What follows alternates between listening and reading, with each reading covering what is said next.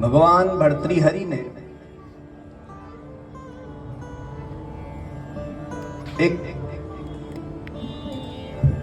सुभाषित लिखा है, उसका नाम है त्रिशतक। उसमें उन्होंने नीति, श्रृंगार और वैराग्य का विस्तार रूप से वर्णन किया। और उसी श्रृंखला में महर्षि ने मनुष्य के जीवन में कल्याण के रास्ते को प्रशस्त करते हुए यह बताया है कि सत्संगति कथय किम न करोति पुंसाम। इस संसार में सब कुछ देने वाली यदि कोई वस्तु है तो वो है सत्संग।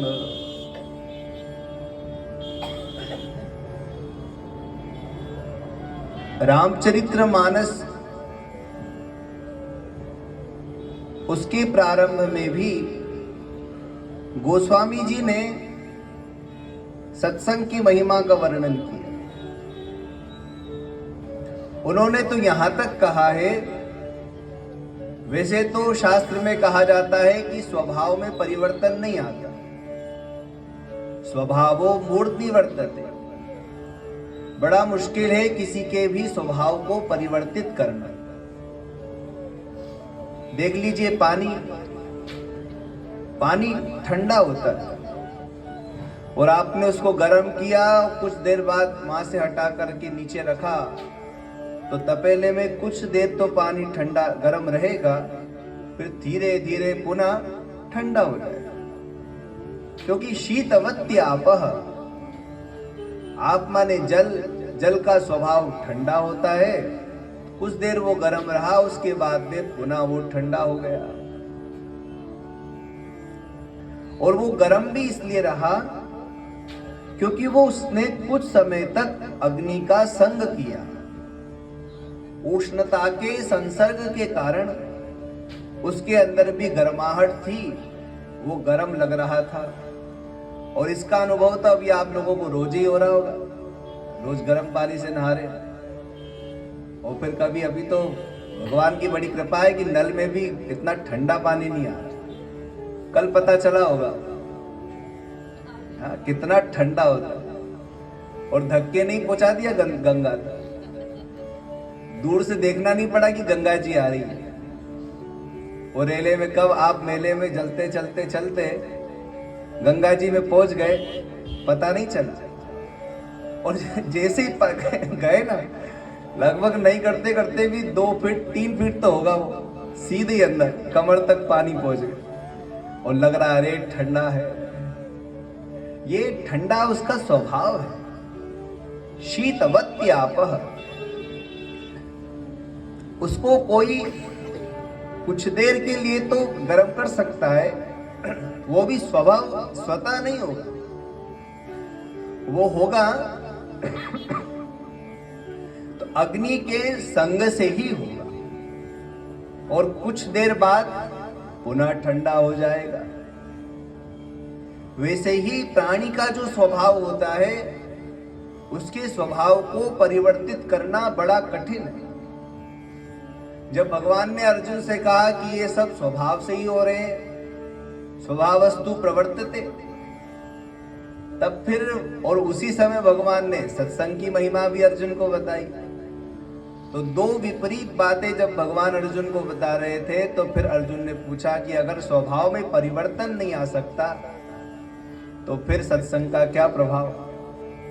तब भगवान ने वहां अर्जुन से कहा, अर्जुन, सत्संग लंबे समय तक किया जाए तो उसका जो स्वभाव है वो परिवर्तित हो जाता है। लंबे समय तक यदि सत्संग किया जाए तो सत्संग के चलते उसका जो स्वभाव है उसमें परिवर्तन आता है। क्योंकि कोई भी संग अपना जो प्रभाव है, असर है, लंबे समय तक छोड़ता है। अगर वो प्रभावशाली हुआ, अग्नि उसमें लंबे समय तक पानी रहेगा ना,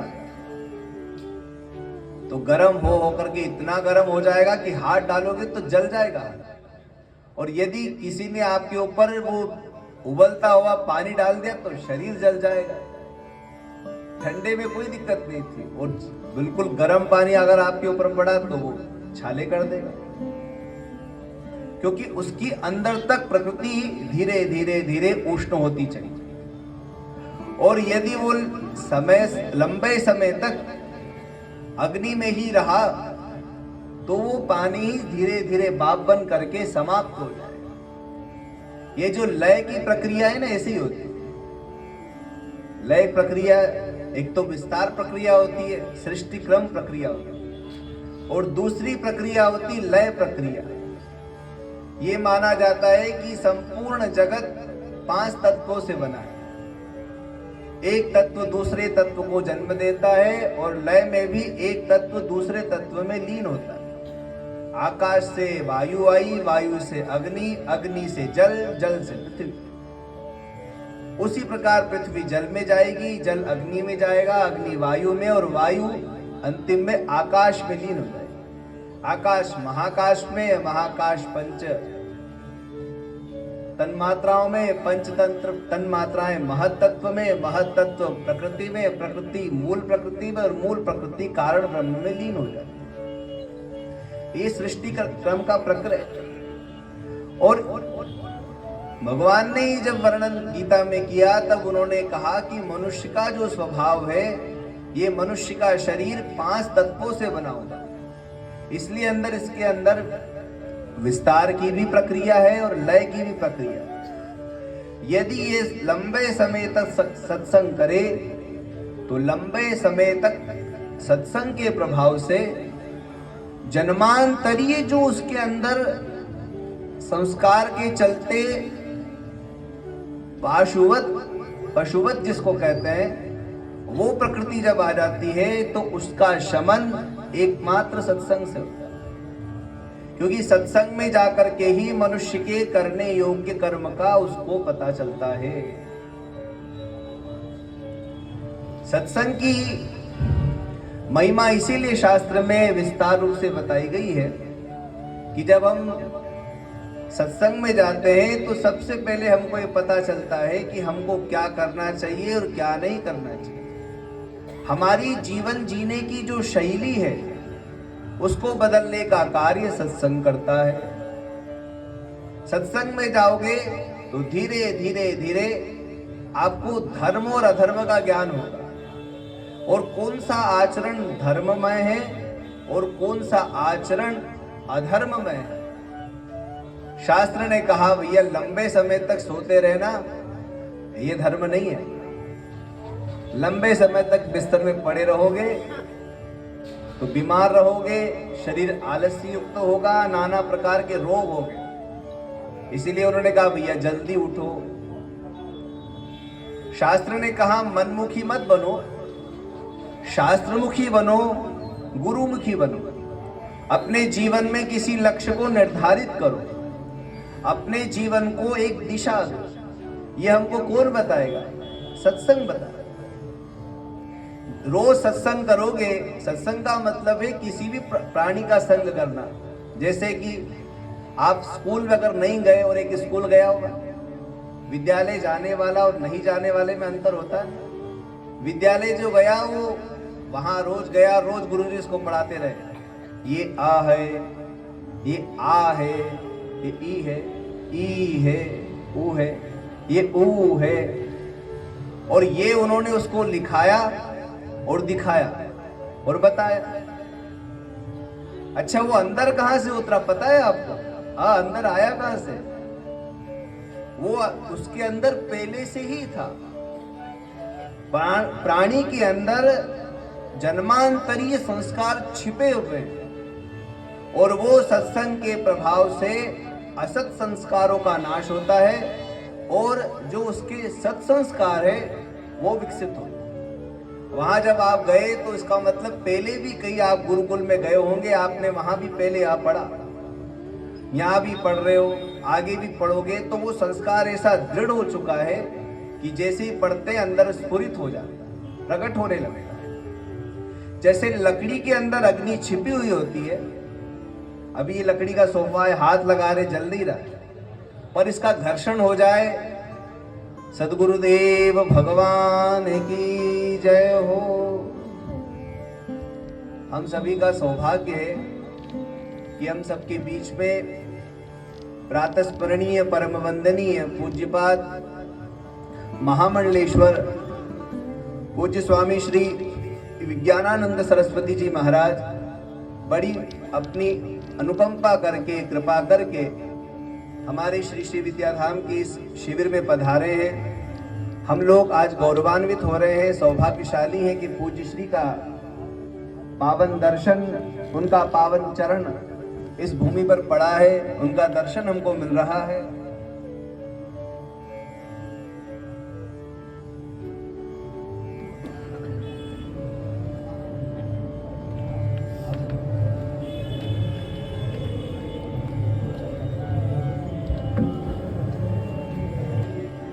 कि पूज्य महाराज श्री का अनुग्रह श्री विद्याधाम परिवार पर सदैव रहा है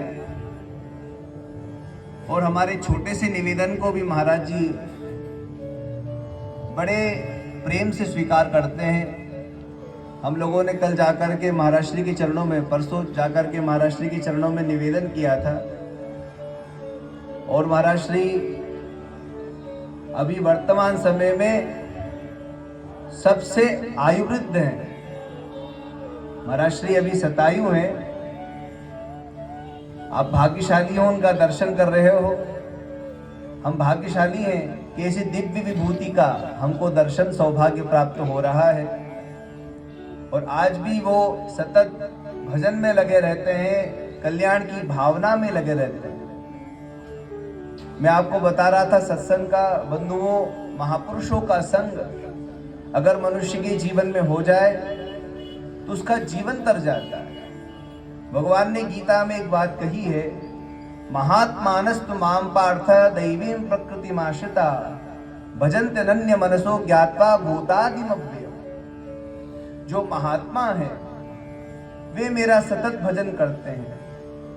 महात्मा कौन है? जिसका अंतःकरण महान है। अयम निज परो वेति गणना लघु चेतसाम उदारचरितानांतु वसुधैव कुटुंबकम। ये जो मेरा और तेरा ये लघु गणना जिसके हृदय में नहीं है, वासुदेव सर्वम, सब परमात्मा है और अपनी आत्मा को ही सबके रूप में जो देखते हैं, जिनका अंतःकरण महान होता है, उनको महात्मा कहा जाता है। सबके प्रिय, सबके हितकारी, सुख दुख सरिस प्रशंसाकारी। हम सब सदैव प्रसन्न रहते हैं और कोई दुखी आ जाए तो उसके दुख को अपना मानते हैं और कोई सुखी आ जाए कि महाराज आपकी कृपा से मेरा काम हो गया तो बड़े खुश हो जाते। ऐसा जिनका आचरण है, ऐसा जिनका अंतःकरण है और कल्याण की भावना सदैव बनी रहती है, भगवान से अपने लिए कुछ नहीं मांगते। सर्वे भवन्तु सुखिनः, ये जिनकी भावना होती है, ऐसी दिव्य विभूति इस प्रयागराज में विराजमान है और उनका दर्शन हम सबको हो रहा है। हम बड़े भाग्यशाली हैं। वहीं से बैठे बैठे अपने दोनों हाथ जोड़ करके हम पूज्य श्री के चरणों में प्रणाम करते हैं, नमन करते हैं, वंदन करते हैं और करतल ध्वनि से पूज्य महाराज श्री का अभिनंदन करते हैं कि महाराज श्री ने बड़ी कृपा करी और इस पांडाल में पधारे, हमारे ऊपर उनका बड़ा अनुग्रह होगा। बंधुओं, सत्संग जीवन में वो औषधि है जो मनुष्य को इस आवागमन से मुक्त कर देती है। सत्संग वो औषधि है जो हमको पशु से मनुष्य और मनुष्य से देवता और देवता से ब्रह्मत्व की ओर ले जाती है।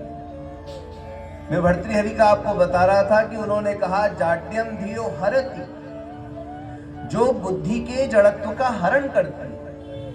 जब आप गुरु के आश्रम में पढ़ने गए और रोज गुरु जी आपको बताते रहे और आप पढ़ते रहे, देखते रहे, उन्होंने आपको व्यंजन बताया, फिर उसके साथ में स्वर लगाना सिखाया कि ये अ है, ये स्वर कहा जाता है और ये जो क है ये व्यंजन है। ये जब दोनों जुड़ेंगे तब जाकर के इसका उच्चारण क होगा, उसके पहले पता नहीं चला। फिर उन्होंने बताया इसमें आ की मात्रा हो जाएगी तो ये का हो जाएगा। उन्होंने कहा इसमें ई की मात्रा लगेगी तो ये की हो जाएगा, और बड़ी हो जाएगी तो ये की हो जाएगा।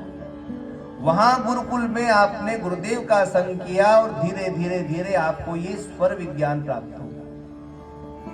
आपको व्यंजन का ज्ञान हुआ, उसके स्वरों का ज्ञान हुआ, और आगे बढ़े। उन्होंने फिर हमको गिनती सिखाना शुरू करी। इसको एक कहते हैं, ये अंग्रेजी में ऐसे एक लिखा जाता है, दो ऐसे लिखा जाता है, यही व्यवस्था है। और हम कहें नहीं नहीं, हमको दो को एक मानेंगे, और अगर हमने वो दो को एक मान करके अपने जीवन में बिठा लिया और व्यवहार में उतरे, तब हम व्यवहार नहीं कर पाए। और यदि हमने उनकी बात को अपने जीवन में उतारा कि इसको एक कहते हैं, ये दो है, ये तीन है, ये चार है, और उस प्रक्रिया से चले, तो उस प्रक्रिया को अपने जीवन में उतार करके फिर हम व्यवहार में जब उतरेंगे, तब आराम से आप व्यापार कर पाओगे, लेन देन कर पाओगे। नहीं तो आपने किसी से लिए दो और दिया एक, उनका नहीं भैया हम तो एक को ही दो मानते हैं, तो काम नहीं चलेगा। क्योंकि संपूर्ण जगत जिस व्यवहार से चल रहा है, जिस व्यवस्था से चल रहा है, जो व्यवस्था अनादिकाल से चली आ रही है, उसमें हमको चलना पड़ेगा। और उसमें चलने की प्रक्रिया हमको गुरुजनों ने बताई, माता पिता ने बताई।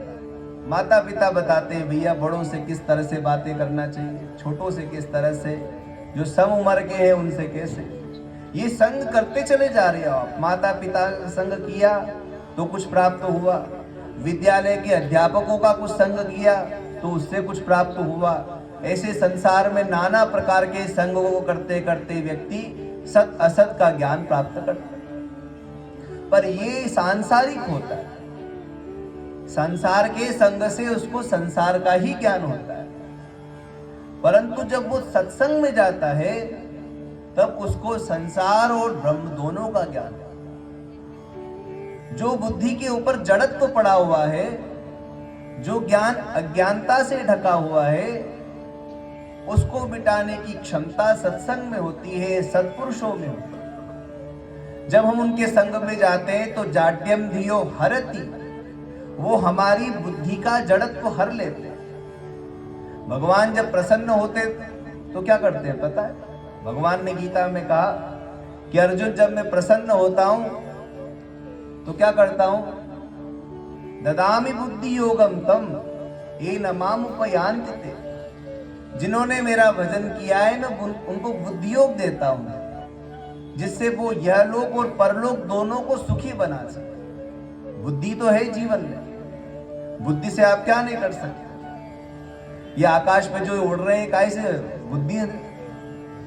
ये कुछ भी चल रहा है इस पे बुद्धि ही कारण है, और वो बुद्धि की प्राप्ति भगवत कृपा से होती है। और वो बुद्धि कैसी है? वो सात्विक बुद्धि। बुद्धि तो सब में होती है, पर वो बुद्धि किस तरह की है? राजसिक है या तामसिक है या सात्विक है? बुद्धि तो आतंकवादियों में भी है, पर वो उसका प्रयोग ठीक नहीं कर रहे हैं। जीवन में सत्संग नहीं मिला, संग उनको कुछ और मिला। और जब हमको गुरु की कृपा से, भगवत कृपा से सत्संग प्राप्त होता है, तो सबसे पहले हमारी बुद्धि का जो जड़त्व है ना, वो हट जाता है। जो बुद्धि के अंदर विवेचन चाहिए, वो गुरुदेव की कृपा से प्राप्त होता है। सत और असत इन वस्तुओं का विवेचन करने के लिए बुद्धि वैसी होना चाहिए। और भगवत कृपा से निर्मल बुद्धि प्राप्त होती है, उसका जड़त्व दूर हो जाता है। सिंचति वाचि सत्यम। और जब रोज सत्संग में जाओगे तो संस्कार भी तो ठीक होंगे। रोज सत्संग में जाओगे, घर आके झूठ बोलोगे तो लोग बोलेंगे भैया क्या मतलब निकला सत्संग जाने का? यही करना है तो घर में बैठे रहो। आप अगर अच्छे कार्य, अच्छे लोगों के बीच में बैठ रहे उठ रहे हो, और अगर असत कार्य कर रहे हो, तो आपको पूरे घर के लोग ही कहने लग जाएंगे, दुनिया कहने लगेगी कि वहां तो ऐसे बनते घूमते फिरते हो और यहाँ ये कर रहे हो। तो वो आपको रोकेगा।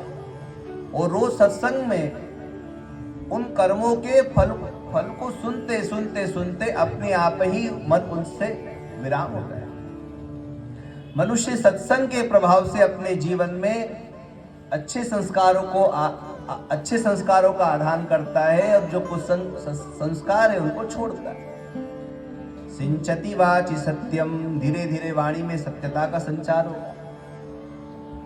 मानोन्नतिम दिशति पापम अपाकरोति, और यदि आप सत्संगी हैं तो आपका मान भी बढ़ेगा। अच्छे कार्य करने वाले लोगों का भी तो मान सम्मान होता है, आपका मान बढ़ेगा और धीरे धीरे आपके पाप की निवृत्ति होगी, पापाचरण कम होगा। सत्संग के प्रभाव से पाप कर्म से बचोगे और सत्संग के प्रभाव से ही पूर्व जन्म के जो हमारे पाप है संचित, उनका भी विनाश है। पापम अपाकरोति चेत प्रसादयति, सबसे बड़ी बात है प्रसन्नता। चित्त के अंदर प्रसन्नता का संचार है, मन प्रसन्न होना चाहिए। कई बार देखने में आता है कि कई व्यक्ति साधन संपन्न होते हैं, भगवान की बड़ी कृपा है, सब कुछ है, फिर भी मन प्रसन्न नहीं होता।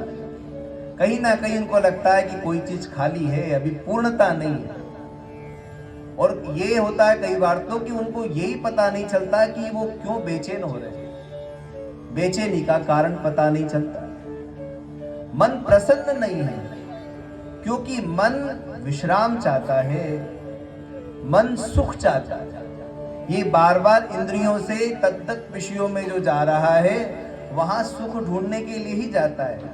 आंख से निकल के बाहर गया रूप ढूंढने के लिए कि वहां ये कोई सुंदर रूप देख करके, अभी लोग मेला घूम रहे हैं तो रूप ही तो देखेंगे कि वाह क्या सुंदर बना होगा, और मन प्रसन्न होगा, वाह अच्छा लगा, और नहीं हुआ तो ना मजा नहीं आया। ऐसे कान से सुनने से अच्छा संगीत होगा। हमारे पूज्य महाराज जी इतना सुंदर संगीत सुनाते हैं। महाराज जी हर चीज में निष्णांत है, योग में भी और संगीत में भी, वेदांत में भी, प्रवचन में भी, साधना में भी, सब में वयोवृद्ध है।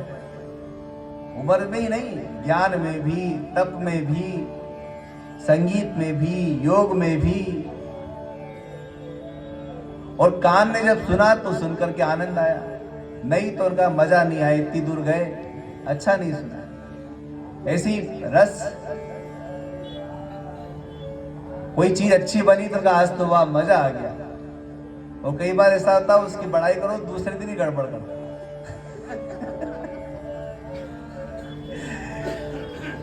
तो बिगड़ जाता है, इतनी मजा नहीं आया भैया। और हर विषयों में मन सुख चाहता है पर वहां नहीं मिलता तो अंदर बेचैन हो जाता है। और इसको वास्तविक प्रसन्नता जहां मिलेगी वो ले जाने वाला सत्संग है। इसीलिए चेत प्रसाद चित्त को प्रसन्न करता है। दीक्षु तनोति कीर्तिम, और कीर्ति का विस्तार करता है। और कहा गया सत्संगति कथय किम न करोति पुंसाम, ऐसा क्या है जो सत्संग से प्राप्त ना हो, सब प्राप्त हो सकता है। क्योंकि सत्संग से ही आपके हृदय में विवेक उत्पन्न होगा और विवेक से ही आप ये विवेचन कर पाएंगे कि सत्य क्या है, असत्य क्या है, हमारे लिए क्या सही है और क्या हमारे लिए उचित है, क्या अनुचित है। इसका ज्ञान हमको सत्संग से होता है। संग का प्रभाव पा करके, वो कुल्हाड़ी होती ना, कुल्हाड़ी वो काटती चंदन को है, पर चंदन टूटते टूटते भी अपनी जो सुगंध है वो कुल्हाड़ी में छोड़ता है। कुल्हाड़ी के अंदर सुगंध नहीं है, उसने चंदन के वृक्ष का स्पर्श किया, वो स्पर्श की जो सुगंध है वो उसके अंदर। सठ सुधरई सतसंगति पाई, पारस परक कुधातु सुहाई। जैसे ही पारस का स्पर्श करके लोहा स्वर्ण हो जाता है, वैसे ही सत्संग करके, महापुरुषों का संग पा करके कुपात्र भी सुपात्र के रूप में परिणित होता है, राक्षस भी देवता बन जाता है। सत्संग का प्रभाव। इसलिए जीवन में सत्संग को भगवान ने गीता के भागवत के 11 स्कंद में अपने प्रिय सखा उद्धव को कहा कि नमाम रोधयति योग। जितनी प्रसन्नता मुझे सत्संग से होती है अन्य साधनों से नहीं होती। और सत्संग हमारे जीवन का एक अंग होना चाहिए, चाहे कुछ क्षण ही करे। क्षणमपि सज्जन संगति रेका भवति भवार्णव तरणे नौका। क्षण मात्र की सत्संगति भी मनुष्य को अनेक बुरे कर्मों से बचाती है। और सत्संग की जो एक क्षण की भी हमने सत्संग यदि एक क्षण भी किया तो उसका प्रभाव हमारे जीवन में ऐसा पड़ता है कि पूरा जीवन बदल जाता है। एक कथानक मुझे याद आ रहा है, किसी महापुरुष के श्रीमुख से हमने सुना था कि एक डाकू था, डाकू। तो वो डाकू एक दिन अपने बच्चों को बैठा करके अपनी विद्या का प्रचार प्रसार कैसे हो, कैसे उसका संरक्षण हो, वो बता रहा था। हर व्यापारी भी अपने बच्चे को तैयार करता ना कि भाई हमारी बात तुमको संभालना है, अब हम दुकान पे बैठे रहे अब तुम संभालो, हम ये काम करते रहे अब तुम संभालो। तो वो डाकू था, तो जो उसका काम था तो वो अपना काम बच्चों को समझा रहा है कि इसमें क्या सावधानी रखनी चाहिए। तो वो चोर था, तो सावधानी उसने बताई कि देखो बेटा, कभी जीवन में सत्संग में मत जाना, कभी मत जाना, और यदि गलती से पहुंच जाओ तो कान बंद कर लेना, पर सत्संग मत करना। और ऐसी तमाम बातें उन्होंने बताई, पर विशेष कहा कि तुम किसी साधु के संग में मत जाओ, और यदि पहुंच जाओ तो कान बंद कर लेना। अब ऐसा ही हुआ। अब बच्चे धीरे धीरे बड़े हो गए और यही बात वो कई बार कहता रहा, तो बच्चों ने दृढ़ता से उसको स्वीकार कर लिया। अब एक दिन क्या हुआ कि उसका एक छोटा लड़का कहीं चोरी करके, राजा के यहाँ से कहीं चोरी करके निकल रहा था, पीछे सिपाही लग गए, तो शिव मंदिर पड़ा, वहां एक महात्मा सत्संग कर रहे थे, वहां चला गया और फिर कुछ देर बाद वहां से निकल गया। और कुछ काल के बाद में उन्होंने राजा के यहाँ कोई बड़ा दाव खेला, बड़ा हाथ लगाया, ऐसी चोरी करी कि जिसका दंड मृत्यु दंड था। राजा ने कहा भी अगर चोर पकड़ा गया तो पकड़वाने वाले को हम अपना आधा राज्य दे देंगे। तो तलाश शुरू हो गई। तो एक महिला ने देखा कि ये जो मेरे पड़ोसी है, ये इनके यहाँ कोई, ये वो जानती थी ये चोर है, वो समझ गई कि शायद इन लोगों ने ही राजा के यहाँ चोरी करी होगी। पर उसने सोचा कि अगर हमने राजा को संदेश दिया और राजा खोज करने के लिए आए और छानबीन में यदि वो सामग्री नहीं निकली तो कहीं राजा हमको ही मृत्युदंड ना दे दे, तो पहले अपन जांच पड़ताल कर लो। तो सीधे जाके तो पूछने से रहे कि तुमने चोरी करी। तो उसने भी एक बहिरूपिया धारण किया। उसने क्या करा कि वो चोर जो था ना, उनकी कुल देवी भगवती काली थी, तो साल में एक बार अपनी तरफ से कुछ भी भेंट वहां पूछवाता, इससे ज्यादा कुछ नहीं करता, मंदिर जाने वाने का नाम। अब वो भगवती श्री काली का रूप लेकर के आ गई, नकली बाल, नकली हाथ, नकली जिह्वा, और जोरों की गर्जना करी। रात में भयंकर गर्जना करी और विकराल रूप धारण करके वो बाई आ गई। तो उसको देख करके वो डर गए सब लोग, वो सब शरणागत हो गए और कहा माता जी क्या गलती हो गई। वो कहने लगी, अरे तूने राजा के यहाँ चोरी करी और इस बार हमको कोई चढ़ावा नहीं चढ़ाया। वो लेने ही वाला था, देने ही वाला था। इतने में वो जो छोटा लड़का था जो शिव मंदिर गया हुआ था, वो आया और उसने कहा ये देवी नहीं है, ये तो कोई रूप धारण करके आई साधारण महिला ही है। उन्होंने उसको पकड़ा, बांध दिया, उसकी जीभ निकाल ली जो नकली लगाई थी, और जो नकली दो हाथ थे वो निकाल दिए, और उसके बाल नकली थे वो सब निकाल दिए, बांध दिया उसको, और उस राज्य को त्याग करके दूसरे राज्य में चले। तो दूसरे राज्य में जाने के बाद में वो डाकू ने अपने बेटे से पूछा कि तेरे को कैसे पता चला कि ये भगवती काली नहीं कोई नकली है, बहिरूपिया है। तो उसने कहा कि पिताजी आपने कहा था कभी सत्संग में मत जाना, और चले जाओ तो कान बंद कर लेना। एक दिन मैं चोरी करके वहां से निकला, पीछे सिपाही लग गए, बचने के लिए एक शिव मंदिर दिखा, वहां गया तो एक महात्मा सत्संग कर रहे थे। और जब वो सत्संग कर रहे थे तो मैंने कान में उंगली लगा ली, आपकी बात याद आ गई, ये सुनना नहीं है। आगे पहुंचे तो पैरों में कील लग गई, पैर खुनम खुन हो रहा था, तो कील निकालने के लिए हाथ तो हटाना ही पड़ा। वो कील निकाला तो उस समय कान में ये पड़ा कि जो देवता होते हैं उनकी परछाई नहीं होती, उनको पसीना नहीं आता है और उनके जो गले की माला सूखती नहीं है। और ये बाई जब आई तो वो इसकी परछाई भी दिख रही थी और पसीना भी टपक रहा था। वो डर रही थी अंदर से, कहीं ये डाकू मुझे ना मार दे, इसलिए पसीना निकल रहा था और माला भी सूख गई थी। मैं समझ गया।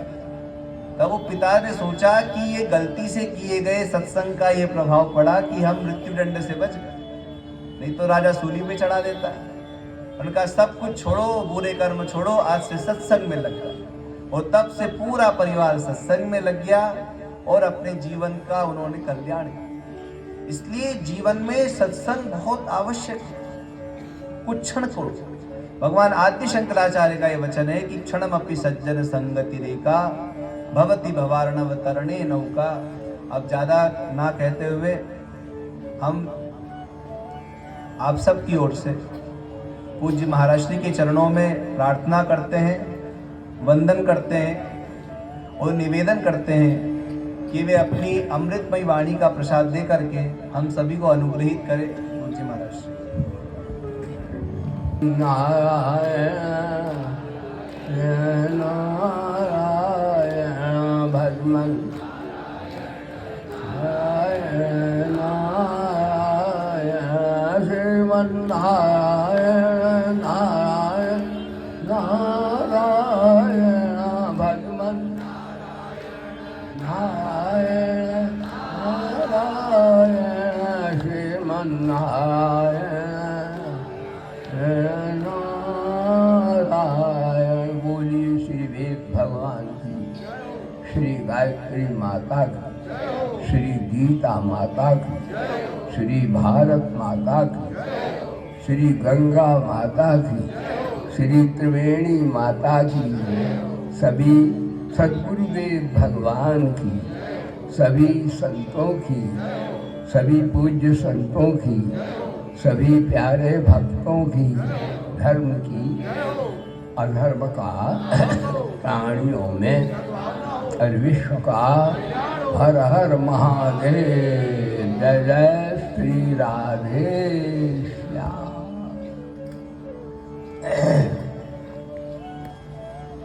सभायाम उपस्थित हमारे पूज्य महाराज श्री बाल योगी और हमारे वंदनीय, हमारे आदरणीय श्रद्धेय बुजुर्ग हमारे शास्त्री जी महाराज, पूज्य संत वृंद, श्रद्धामयी भावनामयी मातृजन, बाल गोपालों, अभी महाराज श्री ने जिसके लिए हमारा आप सबका जन्म हुआ है, उसको ब्रह्म विद्या का निरूपण कर रहे थे और बड़ी अच्छी प्रकार से सत्संग की महिमा, संतों की महिमा और अपने कर्तव्य की साधना की महिमा हमारे महाराज श्री आपको सभी अपने जैसे गुरु परंपरा से हमारे पूज्य ब्रह्मलीन आपका काम आत्माराम पूज्य गिरिजानंद जी महाराज, हमारे संतों ने आदर्श संत, तपस्या की भी मूर्ति, ज्ञान की मूर्ति और माता के विशेष भक्त थे। उन्हीं की आत्मा हमारे महाराज श्री चिन्मयानंद जी में है, उन्हीं का दर्शन करना। संतों का विशेष आदर करते थे महाराज श्री। मेरे को भी स्मरण करके हमारे शास्त्री बैठे तब भी हम हाजिरी देने आते थे, और आज भी मेरी हाजिरी हो गई। विलंबा क्षमता में देर हो गई थोड़ी। अब भारत की गाड़ी थोड़ी लेट चलती है। एक बार मैं लुधियाना बैठा तो गाड़ी 11 बजे आई। मैंने कहा ये गाड़ी तो 12 बजे आती है, ये बिफोर टाइम कैसी आई? कहा महाराज श्री पंजाबी बोला भाई ये कल वाली गड्डी है जो 23 घंटे लेट चल रही है। अरे वाह भाई वाह, ये हमारी गड्डी ऐसे ही चलती है। लेकिन एक बात है, संत कभी मिल जाए, कभी उनकी कृपा हो जाए तो भाई सज्जनों ये नहीं विचार करना चाहिए, फिर लौकिक शब्दों से उनका मूल्यांकन नहीं करना चाहिए।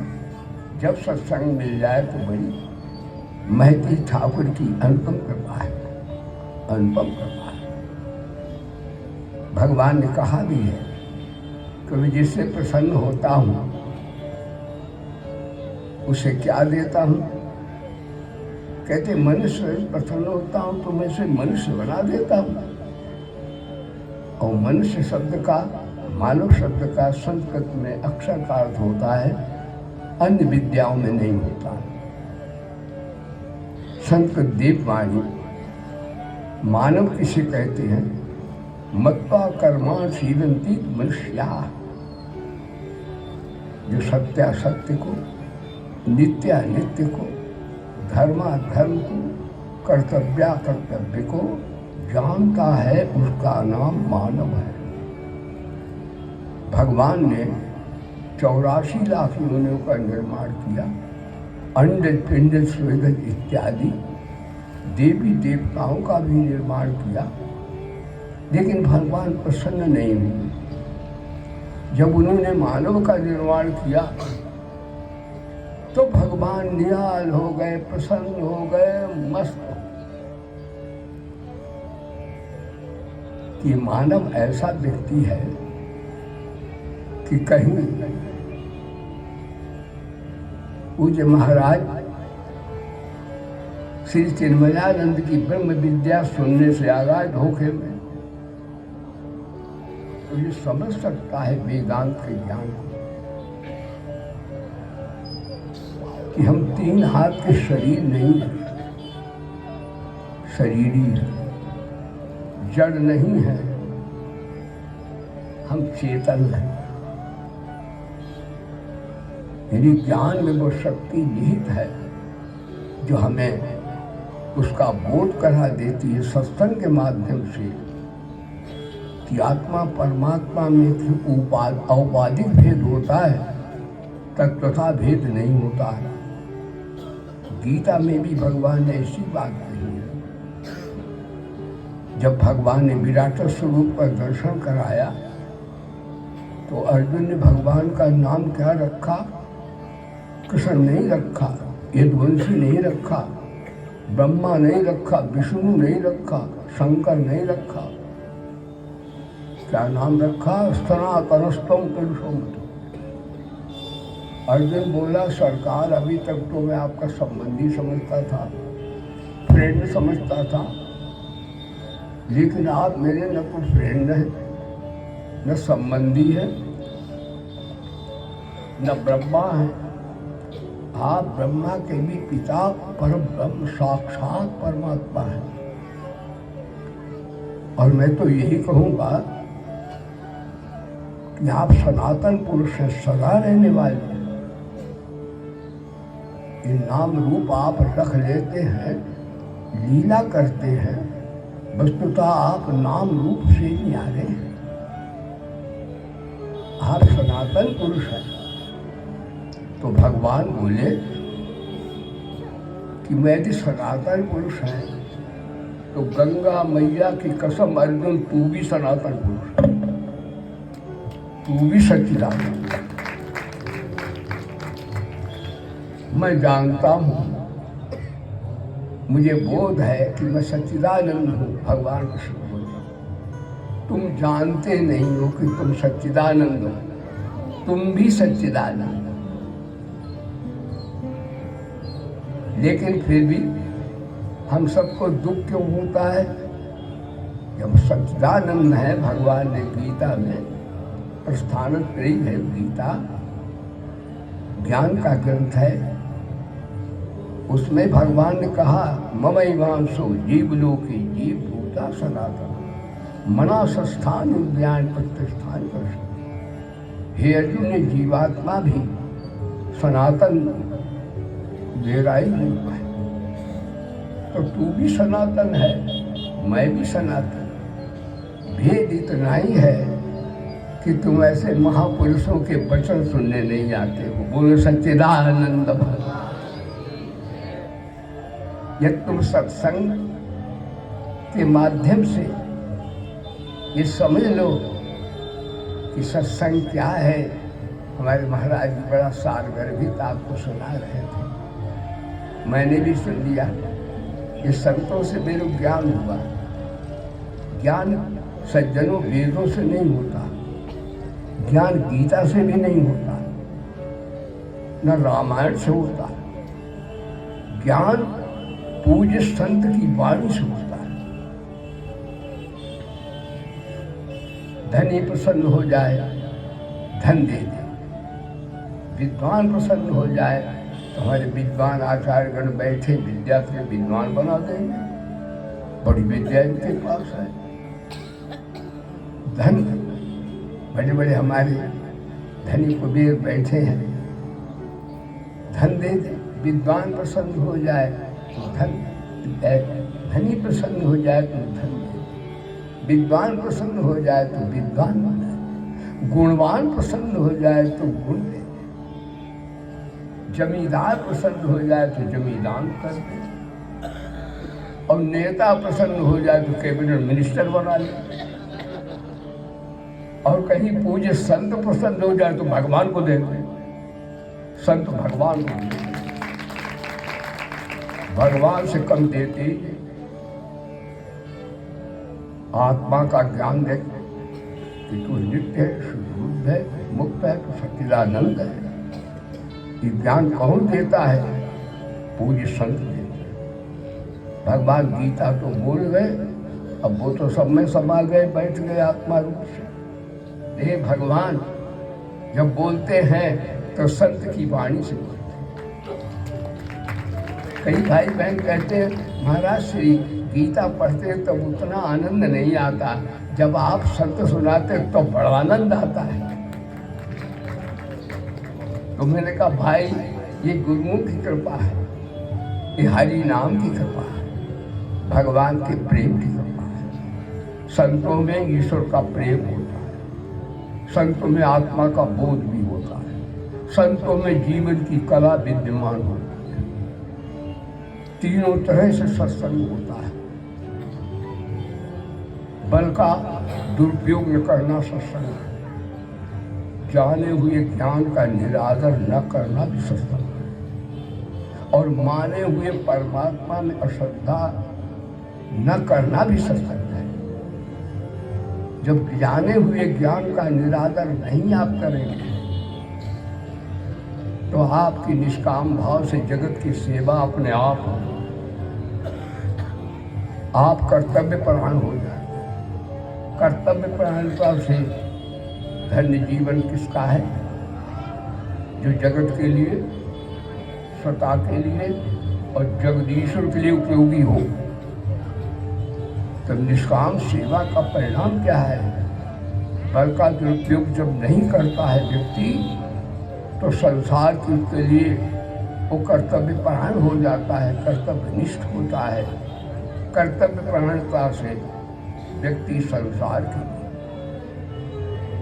सकामता से नहीं, सकामता में भोग है, निष्कामता में परमार्थ की फाउंडेशन आधार है, तो कर्तव्य परायण कहा जाए।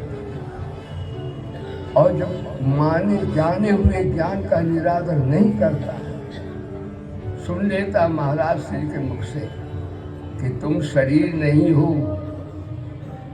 शरीरी हो। देह को मैं मानना ये वेदांत है। देह को मैं मानना सबसे बड़ा ये पाप है। सब पाप इसके पुत्र हैं, सब पाप का ये बाप है। शरीर का शरीराध्यास वेदांत के ज्ञान में, आत्म तत्व के बोध में देहाभिमान ही बाधक है।